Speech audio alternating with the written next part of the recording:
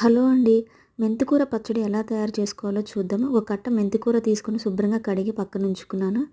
దాంతో పాటుగా కొంచెం కొత్తిమీర, పుదీనా, కరివేపాకు కూడా వాష్ చేసి పెట్టుకున్నాను.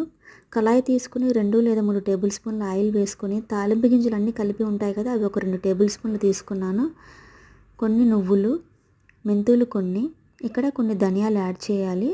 నేను మర్చిపోయాను, కొంచెం ధనియాల పౌడర్ వేస్తాను. ఆ తర్వాత 2 పచ్చిమిర్చి, పండు మిర్చి, ఎండుమిర్చి 2 తీసుకున్నాను. టమాటోస్ 2, చింతపండు కొంచెం, పసుపు, ఉప్పు కూడా యాడ్ చేసుకొని ఫ్రై చేసుకోవాలి మంచిగా. మూత పెట్టుకొని ఇవి ఫ్రై అయిన తర్వాత మనం పక్కకు తీసుకొని ఆకుకూర కూడా వేయించుకోవచ్చు. లేదు అంటే దీంతో పాటుగానే కలిపి ఫ్రై చేసుకోవచ్చు, మగ్గించుకోవచ్చు.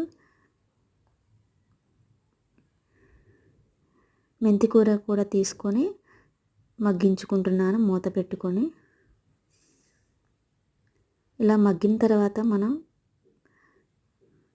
మధ్య మధ్యలో చూసుకుంటూ మగ్గించుకోవాలి. ఆ తర్వాత ఒక గిన్నెకు తీసుకొని చల్లారిన తర్వాత మిక్సింగ్ బౌల్లో మిక్సీ జార్లోకి తీసుకొని కొన్ని వెల్లుల్లి రెమ్మలు, ఆనియన్ కూడా తీసుకొని మిక్సీ పట్టుకున్న తర్వాత కొంచెం ఇంగువ, వెల్లుల్లి రెమ్మలు, తాలింపు గింజలు, కరివేపాకు వేసుకొని తాలింపు పెట్టుకుంటే మెంతికూర పచ్చడి రెడీ అయిపోతుంది.